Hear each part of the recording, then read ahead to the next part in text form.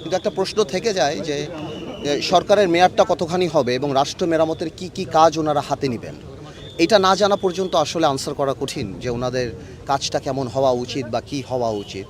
So এই জিনিসটা ব্যাপার। আর কি থাকবে তাহলে আপনাদের?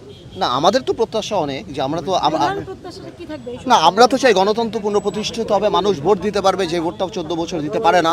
বাট এটাও সত্যি যে ভোটের আগেই ভোটই একমাত্র গণতন্ত্র কনফার্ম করে না। এটাও সত্যি ভোটের আগে আরও অনেক কিছু করা দরকার হতে পারে।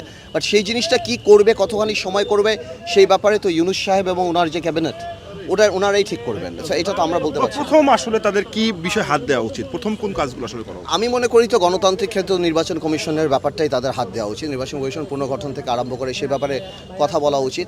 তারপর আমলাদের যেই ব্যাপারটা সেটা করা উচিত। সবচেয়ে বড় কথা, জাতিকে আমলা পুলিশ বলেন, সবাইকে ব্যবসায়ী বলেন, একটা কনফিডেন্স আনা উচিত যে তারা ভালোভাবে কাজ করতে পারবে। দুর্নীতির ব্যাপারটা অনেক ইম্পর্ট্যান্ট, করা উচিত।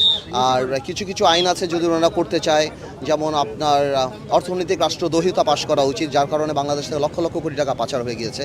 তাদেরকে কিভাবে আনবে, এই মানুষগুলি যা মারা গিয়েছে, যাদের হাতে রক্ত লাগা, তাদের বিচারের কাজ কিভাবে হবে, এগুলিও খুব ইম্পর্ট্যান্ট। সো সব কিছু মিলিয়ে অনেক কিছু। এখন ওনারা কি করবেন, ভবিষ্যতে আমাদের সাথে বসবেন কিনা বা কী কর্ম পরিকল্পনা হবে, সেটা সময় বলে দেবে।